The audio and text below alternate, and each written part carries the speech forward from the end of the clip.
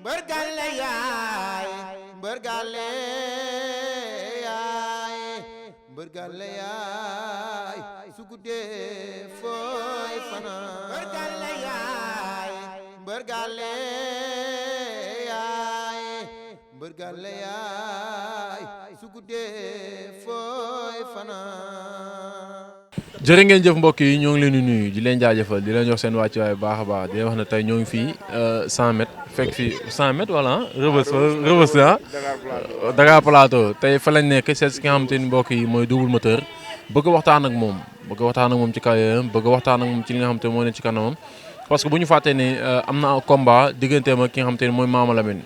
combat bi dawoon na lu yàgg yàlla dogal moom mu am ndog-ndog xaw a am blessure ci tànk bi tey ñu seet si ko bëgg waxtaan ak moom ci loolu parce que defe naa ne combat bi woon na jàll bu yàgg waaye jaamu pexem yàlla ak dogalam ma bàyyi ko Double Moteur mu nuyoo ñu doog a wéyal waxtaan wi mbokk yi Double Moteur nuyu na. waaw ñu ngi lay fay gannaaw bu ñu sant yàlla julli si yonent bi sant suñu ñaari waajur waaw di wax auzubillah bisimilah na woon yàlla jërëjëf borom Touba jërëjëf borom Touba waaw di baalu ñëpp ak di baal ñëpp ak ci weeru tedd bi ñu nekk di siyaar ñëpp di ñaan yàlla Sénégal jàmm yàgg fi ñu leen di bëggee di leen siyaar bu baax a baax a baax di nuyu sama sëriñ Mame Thierno Mbacke imam ak njabootu Serigne Modou Kara bi yëpp waaw maa ngi nuyu ñëpp di siyaar ñëpp daal di leen màggal bu baax. Double Moteur naka lay dundee ak koor gi. waaw koor gi comme ni ko gars yi di dundee rek comme suñu mbokk jullit dinañ koy dundee rek parce que ñun ay jullit lañ ay musulman lañ avant tout d'abord waaw dañuy woor dañuy julli dañuy jaamu yàlla waaw ñu ngi koy dund daal ñu ngi koy gérer normal. da nga koy def comme ni ko mbëy defee bu ñu xasee xëdd tëdd ba 18h 19h ñu yeewu sangu jàpp toog xaaju ndogu wala. non man du ma ko dundee noonu de yow gis nga yaa ngi ma ci café gi nga ma fekk man mooy loolu man bu ma naajee ba naajee ci koor midi laa yeewu. waaw bu naajee ba naaj midi laa yeewu. activité yi naka nga koy jàppantee ci koor. waaw activité yi maanaam dina changé tuuti rek parce que boo xoolee tamit xam nga koor moom maanaam li muy changé activité yi du bari ci côté entraînement rek lay changé activité yi mais da ngay xëy dem liggéey xam nga nekk si li nga war a nekk mooy loolu. mais koor moom kon xam nañ benn séance nga ci entraîné affaire yooyu noonu mooy boo dogee ba pare à part loolu moom da ngay ceene rek toog parce que koor moom xam daa métti xiif moom baaxul ci ponkal waaw noonu la demee dañoo bëgg lekk noonu la demee nag moo tax xam nga rek dina xaw a métti quoi waaw. mbokk yi ma fàttali leen ko Double Moteur moo ngi ci 12 combats def 10 victoires ak 2 défaites defe naa ne loolu palmarès du ko gën a rafet ndax defe naa ne jaar na fu ne daan na fi ñu bëri bëri waaye ñaari défaites di Quench moo ko fi daan ak ki nga xamante ne mooy Mame Balla no recul bu Pikine mbokk yi nag mu amoon combat digganteem ak Mama Lamine defe naa ne mu nekkoon combat xam ne combat bu neex la ñu ci bàyyi neen nag Double lan ma ko duggoo ci Mama Lamine mu ne su ma ko mënul daal ma dem xooli leneen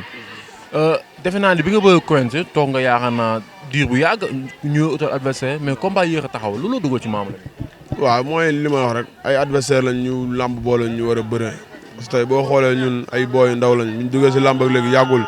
ñoo ñëpp ñoo ñu jiitu si làmb comprendre nga kon tey ñoom bu ñu demee tey ba làmb boole ñoom ñuy bëre rek sant yàlla la daal waaw làmb moo ñu boole ñu war a bëre bëri nañu Quench xam nga ñu ñàkk ko par décision arbitre xam nga kon duñ fi toog di xaar amuñu lu dul làmb mënuñu fi toog di xaar xam nga te temps boo toog bëre woo tamit da ngay perdre te làmb benn diir bu gàtt la rek kon boo ci tollee rek da ngay def li nga war a def boobu ñu ngi doon yor yeneen adversaire nag wuñu bëre ak ñun xam nga ñu gis ndam amuñu temps bu ñuy perdre ñu ne nañ jël Mama Lamine bëre quoi. mais ñu si bëri nee nañ xeexu Mama Lamine parce que gis nañ sa combat yaa Quench gaadu xeexkat mais ngeen am lu ngeen bëre mu xeex ak yow nga ñàkk làmb ji mais dellu nga duggaat bi Lansar nangu woo faa génn te ku ne xam ne ni Mama Lamine di xeexee moo gën a coriace fuuf ni nga xamante noonu la Double Moteur yi noonu la Quench di xeexee est-ce que bàyyi nga xel loolu wala boog dégg nga wax. waaw loolu ñun dañuy sant yàlla mooy li may wax chaque jour rek man yooyu du ma ko bàyyi xel man li ma intéressé lenn la mooy maanaam adversaire combat la seq ak yow nu may fexe ba am ndam sa kaw daan la man li ma daj avant ma bëre dama ko wax chaque jour li ma daj avant ma bëre du ma ko daj ci làmb man naan làmb méttiwul parce que yaa kenn nit la xam nga ku doon jiite ay mbooloo di xeex di waaw xam nga di dugg si yoo xamante ni da ngay reew ba tas kon am na yoo xam ne man damay moo tax bu ma déggee nit ñi di si wax sax ay ree la may def quoi man yooyu du ma ko sax bàyyi xel yàlla xam na ko billaay walaay talaay sa làmb ji amul martu amul kuur amul dara waaw te ñun xeex nañ ba taay ñu ñuy dóor ay kuur ak lu ne xam nga ay ngan di xeer ak lu ne nga koy encaissé kon ay coup ay loxo doomu aadama loolu sawaay loolu pour man noos la barke Serigne Touba Mbacke moo tax yooyu du ma ko bàyyi xel sax waaw. mais naka bi nga jëlee avance bi ngeen présenté wu naka nga doon waajalee combat. waaw comme ni ñu doon waajee rek waaw mais gën a waaj nag parce que xam nga boo jubalee am foo bëgg a teg sa bët am foo bëgg a dem ci kaw tamit aussi. nga am ci loo jógee. waaw am si loo jógee wàccaay bi day am différence tuuti xam nga li ma la wax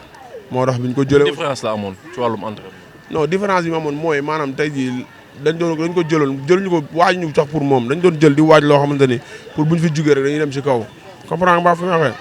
pour loolu la woon mais li ñu naan jaam ak pexem yàlla ak dogalam par la suite ndog-ndog am ci diggante bi xam nga ñoo am blessure bi nag moo tax xam nga affaire yu activité yu bëri taxaw. kon su ma juumul da nga jëloon Mama Lamine pour rectifier wu vite fait dem xool leneen. noonu la demee nag billaahi yàlla xam na ko. mais amuloo benn jiixi jaaxa ci xeexu Mama Lamine ci ëssu Mama Lamine ak ci moom tamit temps bi mu toog bëriwul amoo ci woon jiixi jaaxa. non waxuma ci jiixi jaaxa gars yi ñooy wax rek Mama Lamine nañ teg ay combat am teg sama ay combat gars yi ñooy xëy wax rek xam nga xëy na xëy kay sénégalais moo gaaw fàtte rek mais am na yoo xamante ni xam nga man du ma si bëgg a sori wala ma ciy débat quoi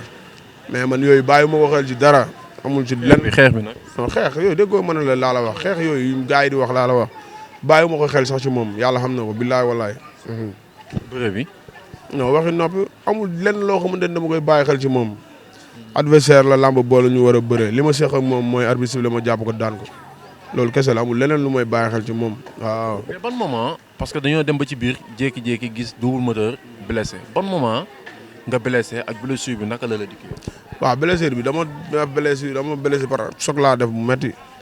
waaw xam nga am benn bu dal sama kaw ma gaañu bu metti wax dëgg yàlla. ba boo ko waxee nit ñi duñ comprendre entraînement la fekk wala da nga dox ba ñu daanu comprendre expliqué. boobu dama jógee salle di ñibbisi comprendre nga ma jógee salle di ñibbisi am sama benn gars bu nekk fii côté Tilène comprendre nga moo doon am ay moteur yu mu doon andale ma gis ñu koy teg ci pousse-pousse quoi pour andale ko ci place am ma koy jàppale noonu après affaire bi rës nag dal sama tànk ñu jàppe woon nag affaire yi gars yi nag dafa féede benn côté quoi mais mosu rësee nag c'est la dal sama tànk ma jëlee si blessure bu métti wax dëgg yàlla noonu la demee. nga jëlee ci blessure mais ñu si bàyyi ne est-ce que dafa blessé mais ak bi ñu gisee tànk bi xam nañu double moteur dafa blessé boobaa ak léegi ñaata temps la. non booba léegi yàgg na mais man xam nga man yooyu garaaw ma yooyu yàgg naa ko dégg fii mais man yooyu bàyyi ma ko xel man bëri naa 12 combats man li may wax chaque jour rek temps moo toog bëri ma maay perte kon naan damaa blessé ma loolu foog naan defuma ko kenn sama bopp laa koy def ndax kenn fekk ma jox ma 100 francs ma téye kon sama bëriwul sama pertement la xam nga kon am na loo xamante ne aussi tamit su amee man xam nañ ma kenn xamuma si yaafus kenn xamuma si ñàkk fayda si fulla ak fayda lañ ma xam ak ci ngor te ci loolu laay dee ba ma blessé aussi tamit blessure bi yaakaaroon naa ni sax balaa ñuy àgg foofu dina wér yaa ngi dégg mais par la suite après blessure bi dafa dem ba mujj ëppi loxo nag ma daj cay coono yi ma sonn ci lool nag waaw ma sonn ci lool sama tànk yi. maanaam ni nga yaakaar noonu la fa la blessure bi yegg fekk boobu blessure bi dépassé na foofu voilà loolu la nag ma sonn ci loolu dund ci lu metti nag mais lépp ma ànd ak sama ngor rek ak samay mbokk wax dëgg yàlla waaw. dem nañ ba benn moment ñoo ngi dégg est-ce que Mama Lamine duñ ko utal benn adversaire promoteur waxtaan na ci ak yow wala boog yaa ngi maintenir sa combat yaa ak Mama Lamine yéenay bëre wala da ngay bàyyi Mama Lamine mu dem ut bëre keneen ba noppi loolu laataa ngay pare parce que déggoon nañu est-ce que duñu jàpp combat bi nu mu gën a gaaw pour nga bëre mais après déggaatuñ ci. non man nag moom problème yooyu man l'essentiel contrat laa signé contrat bi ma signé ma ak Mama Lamine ñoo ko signé ala kulli yàlla dinañ ko bëre bu neexee yàlla bu yàlla defee jàmm rek kon loolu awma lu ma ciy wax wala dara kandaa nag moom leneen lu muy désé wala dara loolu yëfu boppam la mais man li ma séq ak contrat li ma séq ak promoteur bi séq naa ko ak promoteur bi contrat lañ si signé contrat blessure amee bi ma amee blessure bi coow li bëree wax ji bëri damaa jël fii oto dem ba place am moom fekk ko fi mu nekk promoteur bi mu gis sama tànk avant may def interview laa ko woon sama tànk mu gis ko parce que bëgguma sax woon sama tànk mais d'après nit ñi ak li ñuy wax di yaakaar ni xam nga da ngay jël avance jàmbur xam nga bañ a bëri affaire yooyu moo tax sax ma wane woon sama tànk bi mais man sama tànk bi waaye yow sama tànk bi mooy loolu noonu barke alxuraan mënu ma ci woon def dara waaw fi mu toll nii moom maa ngi sant yàlla yaa ko gisal sa bopp gis nga waaw mi ngi tane bu baax a baax par rapport ak ni mu meloon bu njëkk waaw mi ngi am changement bu baax a baax. mais instant bii naka ngay def yaa ngi dem entraînement wala yaa ngi toog di noppalu ba léegi bàyyi la. non instant yi mooy loolu noonu instant yi dañ mënoo xam nga lu wéragul te tey médecin CG bi ma demee aussi tamit mu xool ko daf ma wax ay wax yu leer na ma lii du loo xamante ni tamit da ngay toog fii nii xam nga di ko kii da ngay dem nga faju ba wér bul ci def benn activité da ngay toog ba wér xam nga loolu nag aussi tamit bu fekkee dafa am lu topp sa ginnaaw ñu wax la loolu tam amoo lu dul toog ba mu wér loolu moo tax tam damay toog ba mu wér rek après ma dem ko ma soog a nekk samay activité mais actuellement nii wéraguma parce que médecin CNG bi ma fa demee rek loolu la ma wax bu ko xoolee dana ma lii du loolu ñuy fooyee lu ñuy sàggane toogal ba mu wér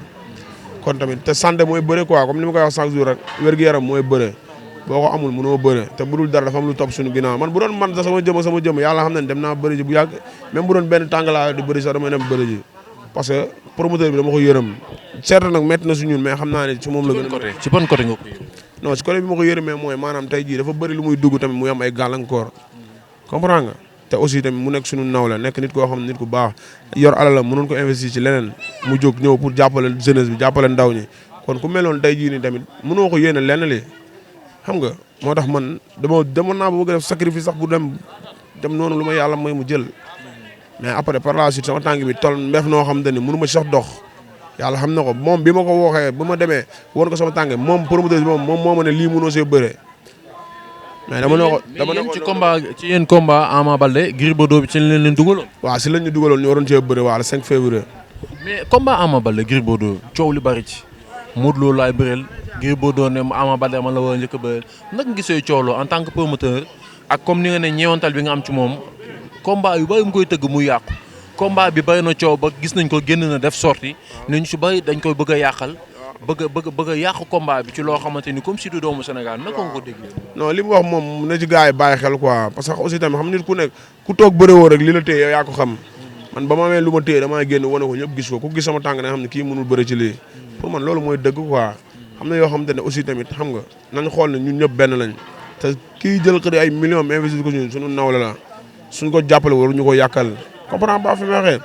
lu mënti am gars yi war nañ mën a waxtaan seen biir xool nu ñuy sauver bis boobu noonu Ama Baldé Gris ñu bëree parce que promoteur bi tam daf ci investir xaalis bu bëree bëri daf ci ay coono yu méttee métti kon na si gars yi jàpp quoi waxtaanee ko xam nga xool nu ñuy bëree quoi moom mu libéré wu waaw parce que tamit bu ñu dofloo tam ba ñàkk genre ñu mel ni ay Ibrahima Diop te bari na fi ay promoteur fi jaaroon dem ndax genre affaire yi kon suñu demee ba ñàkk yi dem ñun suñu pertement lay doon na gars yi di xool ci loolu quoi wax dëgg yàlla ñu xool nu ñu ko jàppale ba sauver ko journée yi gars yi bëree waaw man loolu la am lu ma si wax quoi mais ku nekk nag li la tee bëri moom yow yaa ko xam quoi wax dëgg yàlla man mënu ma ci sori ci loolu waaw mais na ko gars yi jàppale xam nga ñu sauver bis bi ñu bëree. lan ngay wax ñi nga xamante ni ñooy ay fans si Double Moteur lañ wala ñoo xamante ni njabootu làmb lañ di bëgg a xool Double Moteur ci nekk lan nga leen wax nga tàggatoo. waaw li ma leen di wax mooy mafia bi gis nga gars yi nii gars yi chaque jour ñu bàyyi chaque jour war na yàlla damay dem ba xam nga damay dem ba des fois sa xel day nekk si bëgg a bàyyi làmb sax mais boo gesoo gis gars yi rek ak gars yi dañ lay motiver rek da nga xam ne maanaam xam nga àdduna dara yombul quoi te dara jeexagul aussi tamit wóor na alxuraan man gars yi chaque jour maa ngi ñoom ñooy nekk xam situation yi ma nekk ak lépp barke alxuraanu karim chaque heure bu ñu ndogoo pare ma fi am ñëpp dañuy ànd dem école bi tëré nag lépp ñooy ànd di bokk ñooy toogandoo ñooy defandoo lépp ñoom ñoo ma gën a yaakaar sax combat bi yaa ngi dégg ba fi ma waxee kon ñoom instant yi pare nañ sa gars yi chaque jour wax dëgg yàlla ñu ngi def ay réunion ñu ngi créer affaire xam nga di waaj combat boo xamante ne xamaguñ kañ la ñuy bëree kon xam nga kon gars yi sant nii man amaluma lenn lu mu leen dese lu yàlla dimbali mooy mu wér nga ma waaw ma dem bëre quoi waaw ma dem bëre quoi wax dëgg yàlla parce que gars yi sant na mën nañ combat trop parce que boo xoolee secteur Dakar Plateau bi gis nga gëj na yëngu d'après nawetaan amatul man gëj naa bëre te loolu moo ko doon yëngal nawetaan am xam nga wala Double Moteur di bëre nawetaan amatul Double Moteur gëj na bëre gëj na kon xam nga moo tax fii dafa gëj a yëngu te gars yi ñu namm loolu da ngay dox ay booy ndaw billaay da ngay dox ay booy ndaw di la woo xam nga di la silo yoo am sa yaram day daw sax barke alxuraan karim mais nag yàlla bëri na sutura parce que suñu tànk gënoon na fi ay doy waar kon buñu demee tam ba mu toll fii nii dañuy santaat yàlla bu baax te xam ne xam nga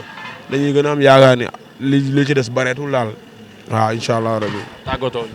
waaw li ñuy tàggatoo mooy di sant ñëpp di gërëm ñëpp xam nga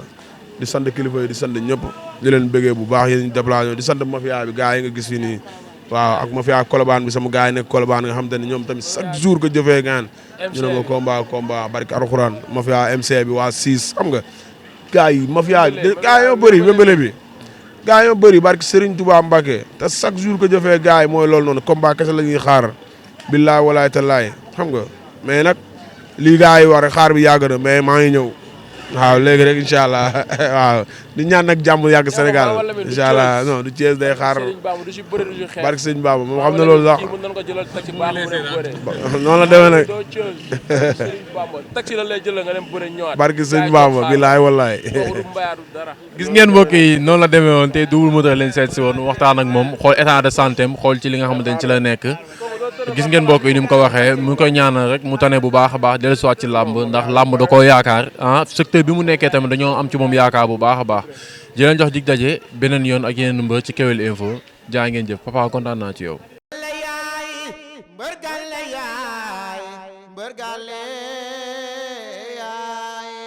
mbër gàlle yaay su guddee fooy fanaan mbër gàlle yaay mbër gàlle yaay mbër gàlle yaay su guddee fooy fanaan